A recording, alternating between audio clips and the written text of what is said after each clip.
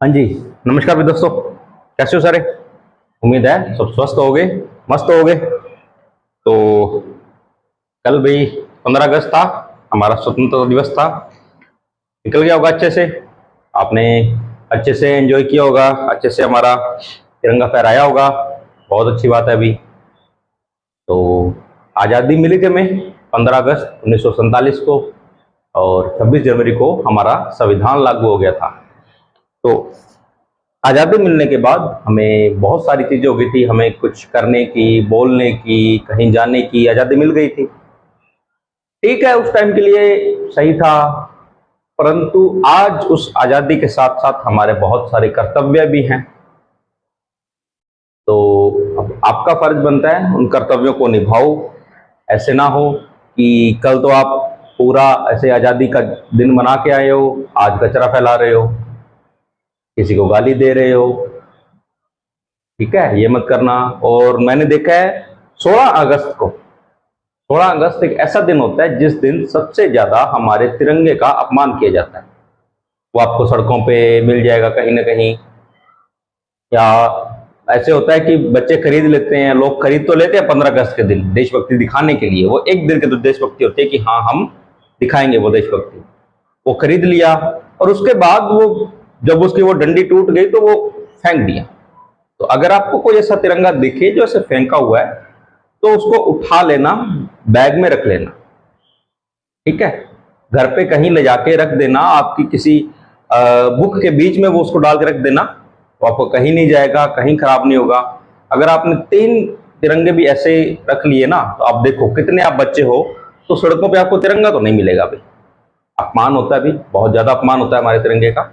तो आप ध्यान रखना भाई इस चीज का, आप सभी से मेरा आग्रह है। ठीक है, हम क्या पढ़ रहे थे अभी, टॉपिक पे आते हैं। तो हम पढ़ रहे थे क्रिया। क्रिया के हमने कर्म के आधार पर 2 प्रकार पढ़े थे, कौन से, सहकर्मक और अकर्मक। सहकर्मक जिसमें कर्म होता है, और अकर्मक जिसमें कर्म नहीं होता। ठीक है, उसके बाद पढ़ा हमने प्रयोग, रचना व संरचना के आधार पर क्रिया के प्रकार। वो थे 8, 4 हमने पढ़ लिए थे। आज पढ़ेंगे 5वां, कौन सा, तो आज पढ़ेंगे सहायक क्रिया। एक मिनट रुकना भाई, मार्कर चेंज कर लो थोड़ा समय।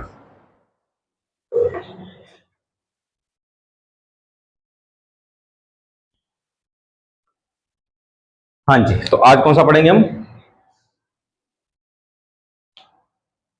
तो पहले तो हेडिंग लिख लेते हैं।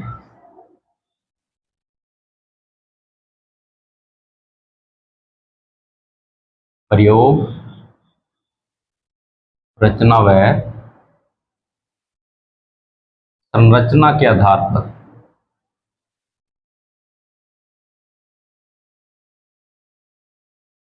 क्रिया के प्रकार।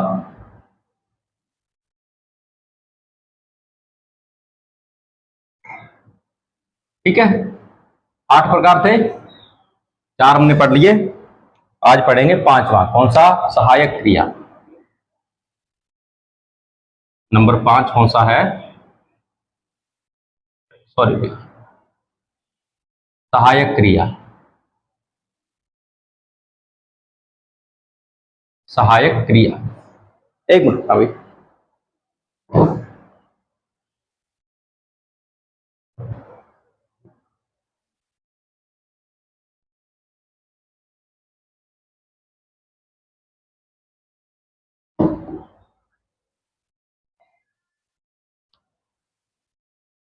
हाँ जी, तो लिखो,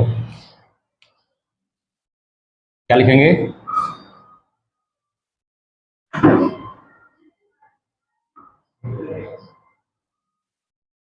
किसी भी वाक्य में, किसी भी वाक्य में मूल क्रिया को, मूल क्रिया को पूर्ण रूप प्रदान करने वाली, पूर्ण रूप प्रदान करने वाली क्रिया सहायक क्रिया कहलाती है। सहायक क्रिया कहलाती है। अर्थात कोई क्रिया है तो वो उसको पूरा करेगी, कि क्रिया हो रही है उसको पूरा करेगी। तो वो क्या होगी? सहायक क्रिया। हम भी बोलते हैं ना कि कहीं हम जा रहे हैं, जैसे मैं यहां से बाजार जा रहा हूं, बीच रास्ते में रुक गया, तो किसी ने मेरी सहायता की कि उसको पूरा कर सकूं मैं उस रास्ते को, तो क्या होती है? सहायक क्रिया। देखो भी उदाहरण इसका, उदाहरण में क्या लिखेंगे कि क्या लिखें? कोमल पढ़ती थी,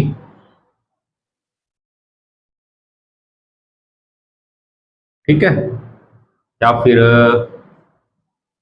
और क्या लिखोगे?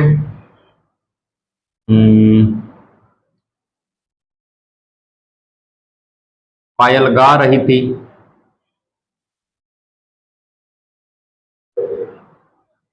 हेमंत खेल रहा था।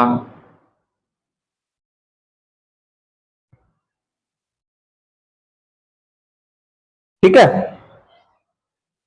ऐसी अब इसमें देखो, ये रहा था, रही थी, ये जो लग रहे हैं ना, ये अंत में जो लग रहे हैं, ये इनको पूरा कर रहे हैं, क्रिया का पूरा कर रहे हैं। जैसे यहां तक पढ़ना तो ठीक था, पढ़ती थी, गाना ठीक है, गा रही थी, खेलना ठीक है, खेल रही थी, अर्थात वो क्रिया को पूरा कर रहे हैं, तो ये क्या होगी? सहायक क्रिया। अर्थात मूल क्रिया, मूल क्रिया क्या है? पढ़ना, यहाँ पे गाना, यहाँ पे खेलना, और इसको पूरा करने वाला सहायक कौन सा है? यहाँ पे था, रही थी या रहा था, ये उसको पूरा करने वाली सहायक क्रिया। ठीक है, आगे समझ? एक आधा और लिखूं क्या उदाहरण? उदाहरण और लिखूं तो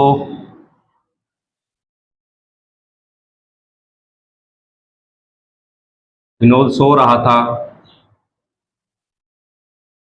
ठीक है, और क्या लिखे?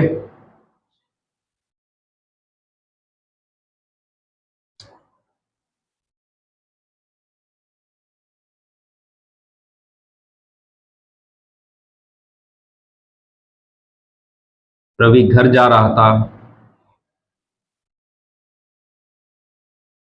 ठीक है, अर्थात जानना, सोना क्रिया है और उसको मूल रूप प्रदान, उसको पूरा कर रहे हैं, ये रहा था या रही थी। ठीक है, आगे होगा समझ यहां तक? चलो भाई फिर देखते हैं अगला प्रकार, इसी के नीचे देख लेते हैं ताकि आपकी स्लाइड एक ही बने। चलो देखो अगला कौन सा है?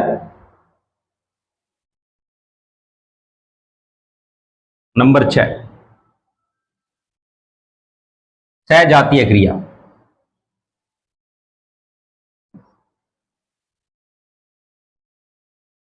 सहजातीय क्रिया, देखो अब शब्द देखो, सहजातीय अर्थात समान जाति। जाति से मतलब वो मत लेना, मैं फिर बोलता हूं आपको, जहां पे आपको हिंदी में जाति शब्द आए ना, अपने दिमाग को वहां मत लेके जाना जहां पे आप लेके जा रहे हो। ठीक है, समझाता हूं आपको। देखो समान जाति का मतलब, देखो वह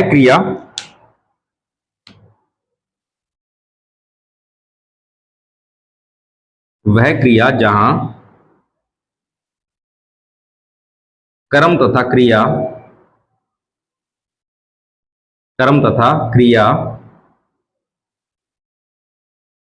एक ही धातु के बने हों।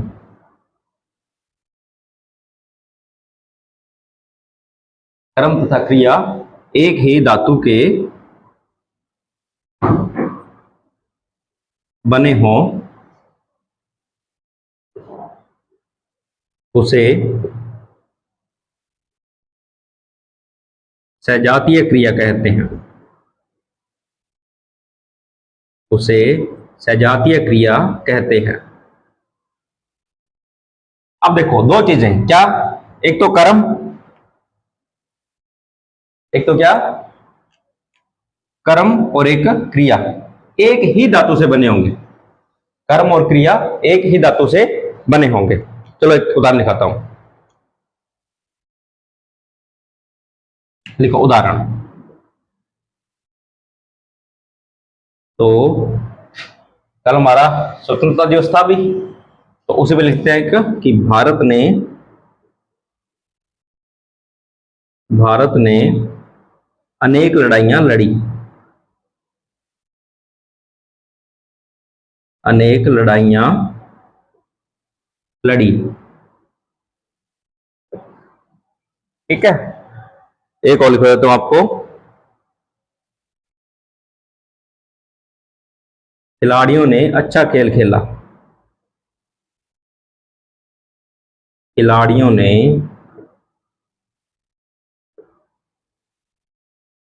अच्छा खेल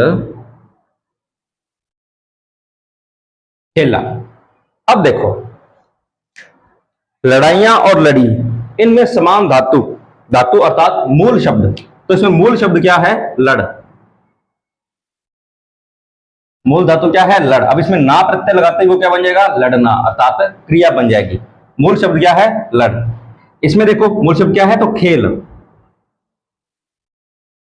मूल शब्द क्या है? खेल। इन दोनों में देखो, भारत ने अनेक लड़ाइयां लड़ी, तो इसमें ये रहा मूल शब्द, मिल गया।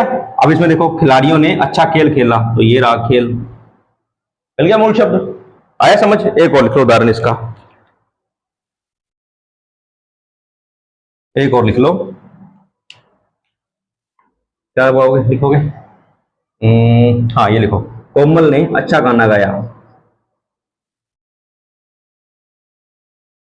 कोमल ने अच्छा गाना गाया। ठीक है। अब देखो, इन दोनों में मूल शब्द क्या होगा? इन दोनों में ही मूल शब्द क्या होगा? तो गा। मूल शब्द क्या होगा? गा। और ना आप प्रत्यय लगाते हो, शब्द क्या बन जाएगा? क्रिया बन जाएगी, गाना। ठीक है, तो यहां तक समझ आया? एक बार इसका स्क्रीनशॉट लो, या उतारो, स्क्रीनशॉट नहीं लो, उतारो इसको साथ साथ, थोड़ा सा ये जल्दी जल्दी उतारो, फिर अगला करते हैं। ले लो, 1 मिनट में आपका टाइम अभी।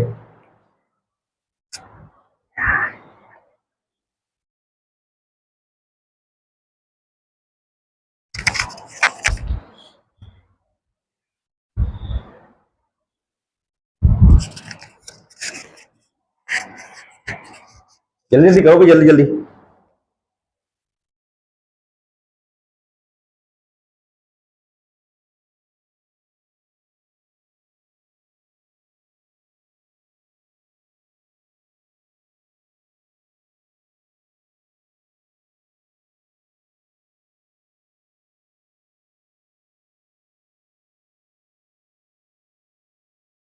हो गया?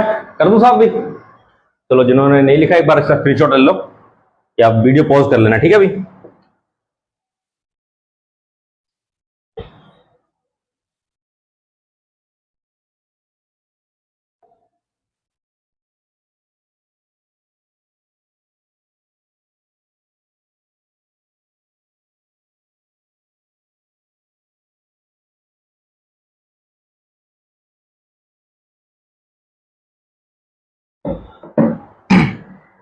हाँ जी, अगली कौन सी है? तो पूर्वकालिक क्रिया, नंबर 7 आ गई।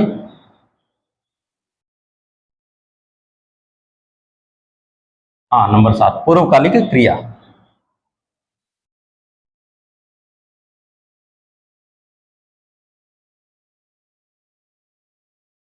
पूर्वकालिक क्रिया, देखो भाई, इसमें क्या लिखोगे? जब किसी वाक्य में दो क्रियाएं हो, जब किसी वाक्य में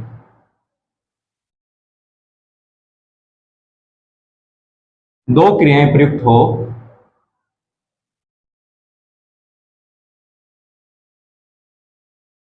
प्रयुक्त हो तथा एक क्रिया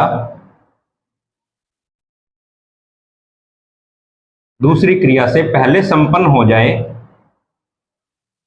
तथा एक क्रिया दूसरी क्रिया से पहले संपन्न हो जाए, संपन्न हो जाए, तो पहले संपन्न होने वाली क्रिया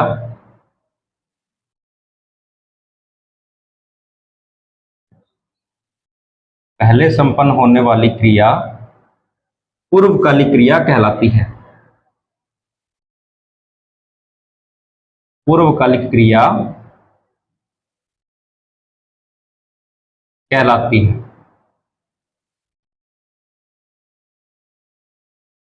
ठीक है, देखो इसमें क्या होगा? इसमें दो क्रियाएं होगी। तो एक क्रिया जो होगी वो दूसरी से पहले पूरी हो जाएगी, अर्थात हम दो काम करेंगे। तो हम जो भी है, ऐसे सोच लो कि हम कोई काम कर रहे हैं, तो जब तक पहला काम पूरा नहीं होता तब तक दूसरा काम हम कर नहीं सकते। तो जब पहला काम पूरा हो जाए और दूसरा काम हम शुरू कर ले, तो जो पहला काम पूरा हमने कर चुके हैं वो होगा आपका पूर्वकालिक क्रिया।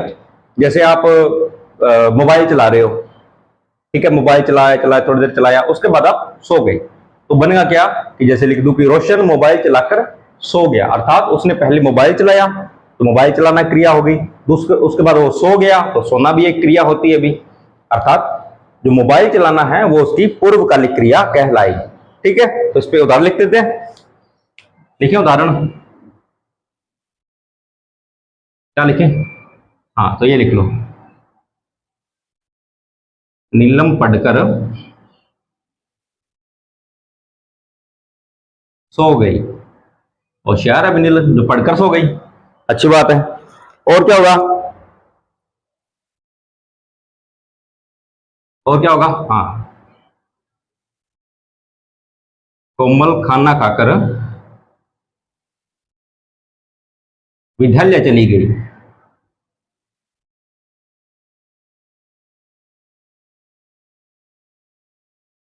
कोमल खाना खाकर विद्यालय चली गई। और क्या होगा? हाँ, ये लिख लो, नीतू झाड़ू लगाकर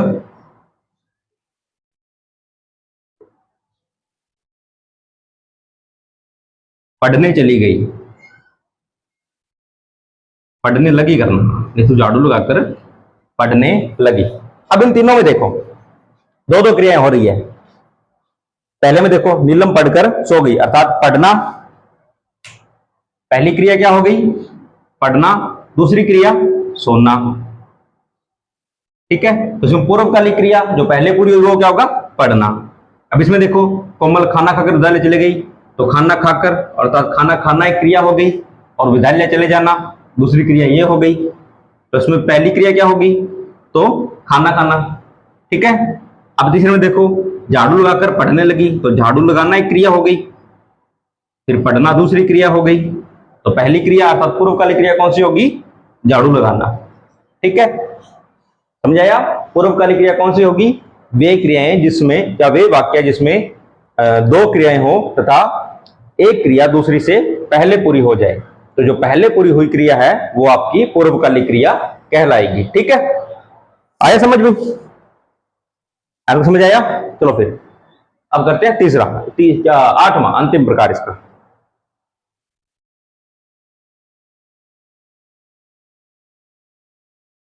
हाँ, कौन सा है?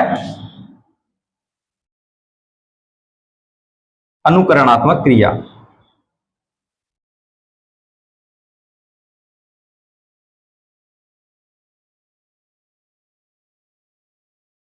एक मिनट इसको उतारो भाई, मैं थोड़ा पानी पी लूं।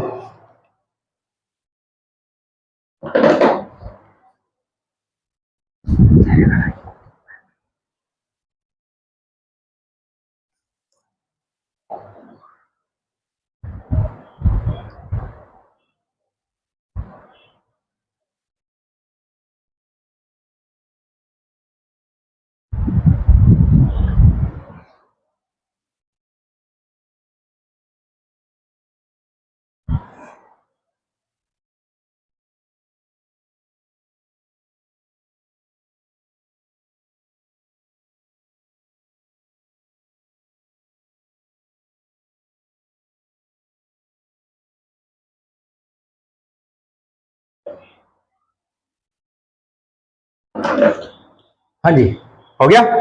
चलो इसका लिखते हैं, तो लिखो, किसी काल्पनिक या किसी काल्पनिक या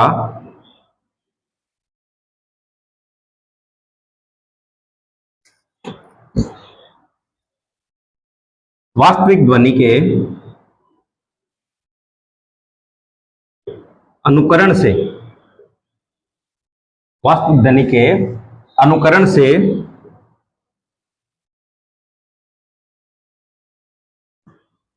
हम जिन क्रियाओं का निर्माण कर लेते हैं जिन क्रियाओं का निर्माण कर लेते हैं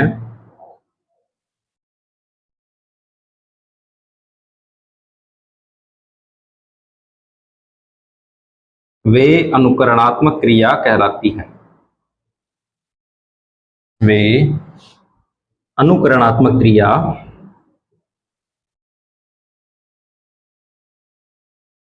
कहलाती है। कैसे? ध्वनियां होगी, या तो काल्पनिक होगी या वास्तविक होगी। मैं लिख देता हूं ध्वनियां कौन कौन सी होगी। लिखो ध्वनियां।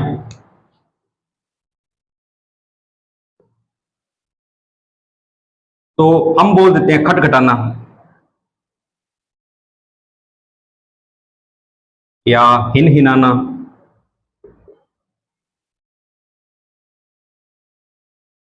भिन भिनाना,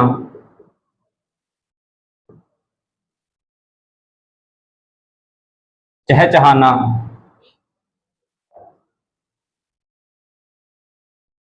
ठीक है। और लिख लो फड़फड़ाना।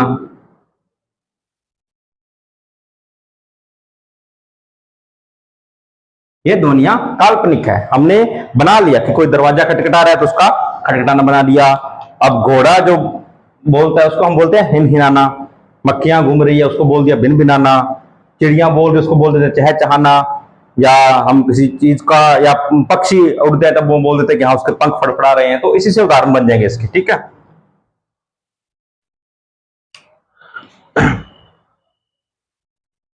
ठीक है, तो इसका क्या बनाओगे?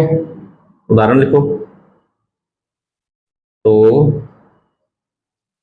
पूजा ने दरवाजा खटखटाया।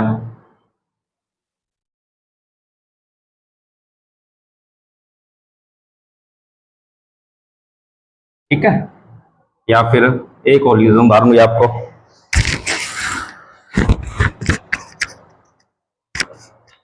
कचरे पर मक्खियां भिनभिनाने लगी।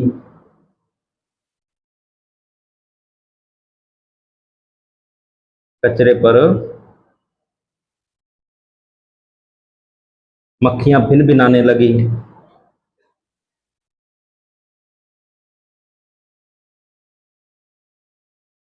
ठीक है, हमने इन शब्दों का इस्तेमाल किया, खटखटाना, भिनभिनाना, ठीक है। और लगभग जो भी क्रियाएं होंगी उनमें इन्हीं शब्दों का इस्तेमाल किया जाएगा। ठीक है, तो ये आपकी अभी कर ली हमने पूर्वकालिक और अनुकरणात्मक। इसका एक बार स्क्रीन इसको उतारो और फिर हम करते हैं काल के आधार पर क्रिया के प्रकार। कितने हैं? 3। वो एक साथ ही कर लेंगे। इसको उतारो एक बार जल्दी जल्दी।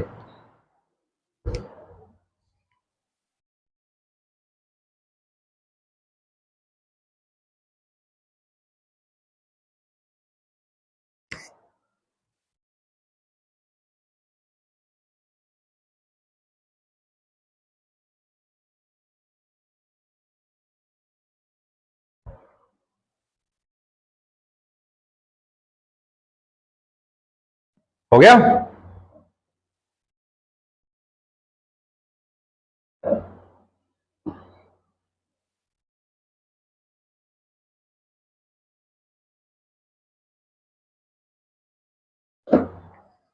कर दूं मैं साफ? चलो वीडियो रोक लेना, भी आप उतारना आपको, और नोट साथ साथ बना दिया करो।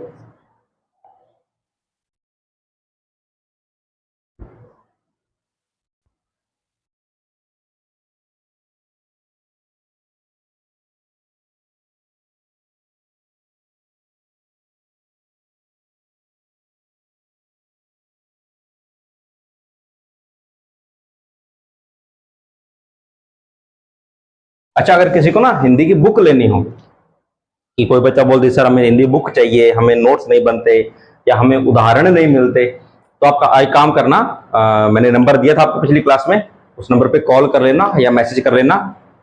हम आपको बता देंगे। मैं ऐसे अभी ऑनलाइन आपको नहीं बता सकता क्योंकि थोड़ा कॉपीराइट का भी इशू होता है, तो मैं वहां यहाँ बता नहीं सकता, परंतु मैं आपको मैसेज के थ्रू या कॉल करोगे उसके थ्रू आपको बता दूंगा कि हाँ ये बुक ले लो, ये अच्छी रहेगी। ठीक है, अब करेंगे हम काल के आधार पर क्रिया के प्रकार। ये हाँ, ये मिटा देते हैं।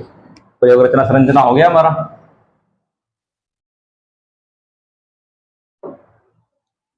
अगला है काल के आधार पर।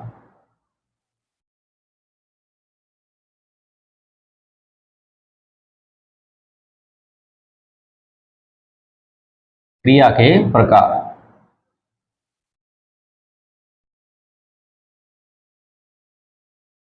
कितने होते हैं? 3। एक मिनट रुकना भाई।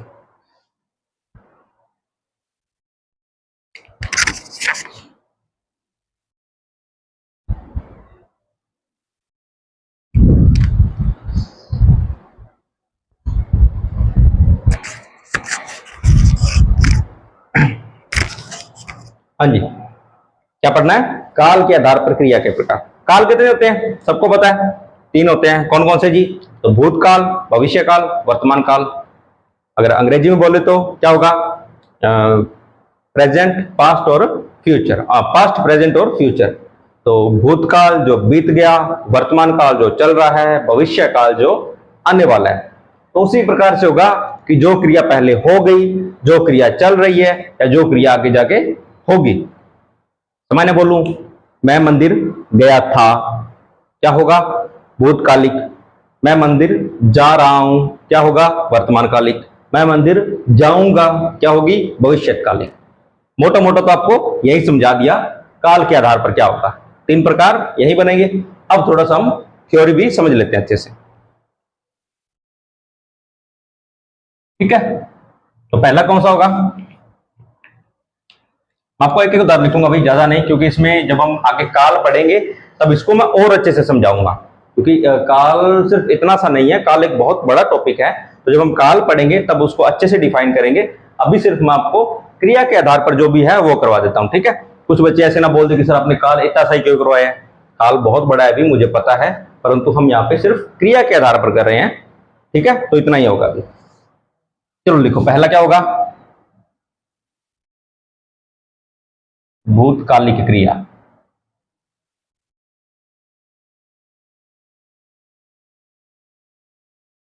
भूतकालिक क्रिया।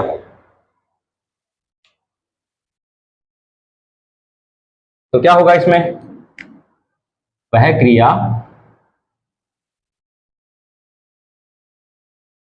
जिसमें बीते हुए समय में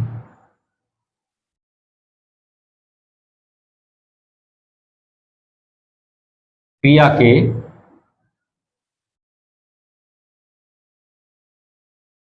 कार्य के करना। वह क्रिया जिसमें बीते हुए समय में कार्य के संपन्न होने का बोध हो। कार्य के संपन्न होने का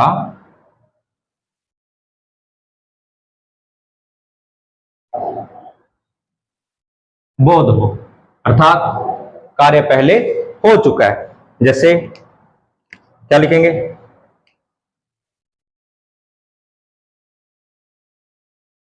तो सरिता मंदिर गई थी।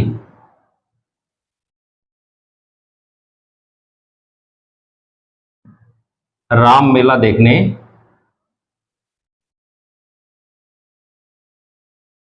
गया था। ठीक है, गया था या गई थी, अर्थात वो क्रिया क्या होगी? पहले पूरी हो चुकी है, भूतकाल में पूरी हो चुकी है, पास्ट टेंस है, ठीक है? हाँ, अगर किसी को वो लिखना है ना, किसी का आजकल के जो टीनेजर है उनका दिल बहुत जल्दी टूटता है, तो आप वो भी लिख सकते हो, वो मुझे छोड़कर चली गई, अर्थात वो जा चुकी है, वो आपका पास्ट हो चुका है, ठीक है? अब अगला लिखो। अगला कौन सा है? तो वर्तमान कालिक क्रिया। वर्तमान कालिक क्रिया।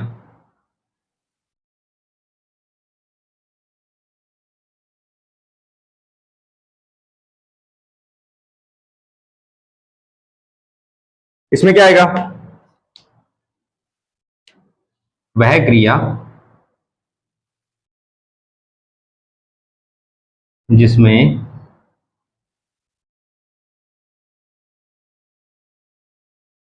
कार्य के चलने या वर्तमान समय में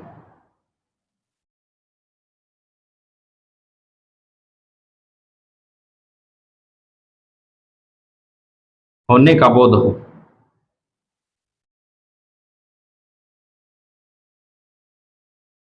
एक मिनट रुकना भाई।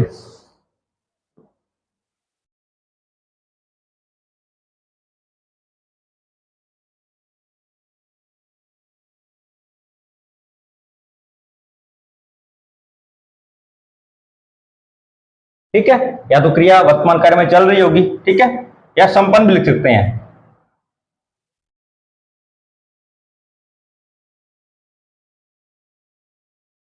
वर्तमान समय में क्रिया के संपन्न होने का बोध हो।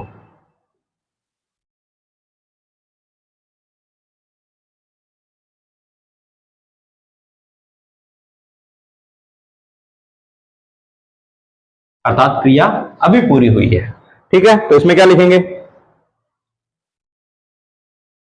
उदाहरण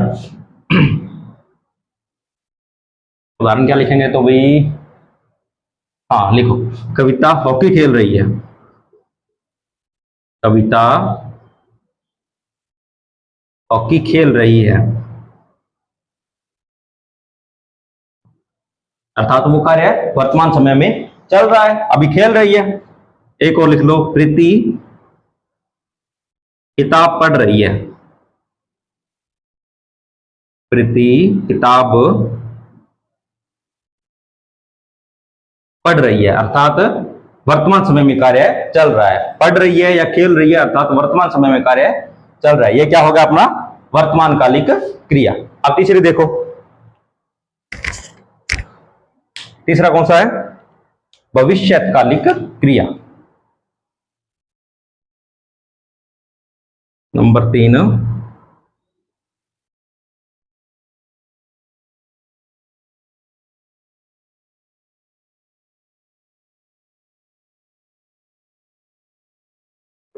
भविष्यकालिक क्रिया।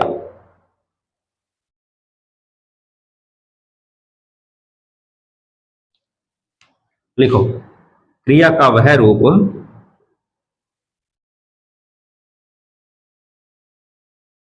जिसमें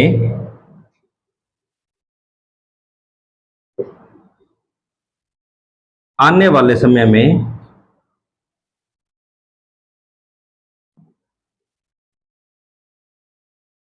कार्य के होने का बोध हो। वर्तमान समय में नहीं, आने वाले समय में कार्य के होने का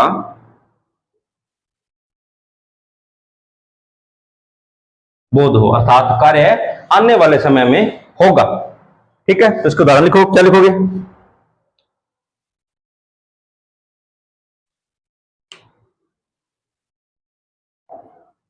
तो उदाहरण लिखो, हम मेला देखने जाएंगे। मेला देखने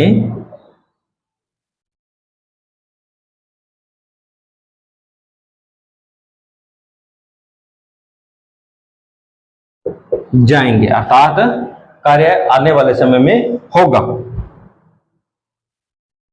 और क्या लिख सकते हैं? हम क्रिकेट खेलने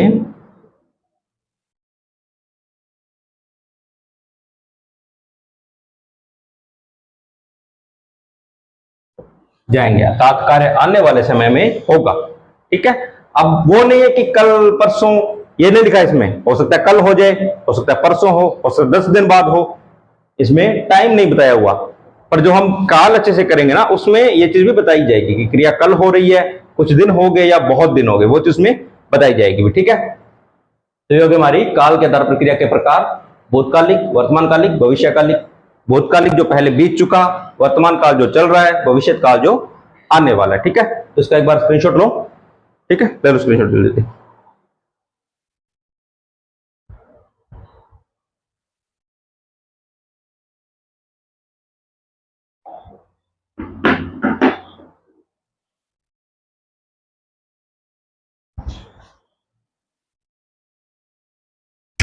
हाँ जी, हो गया स्क्रीनशॉट। तो ये हो गया हमारी क्रिया कंप्लीट।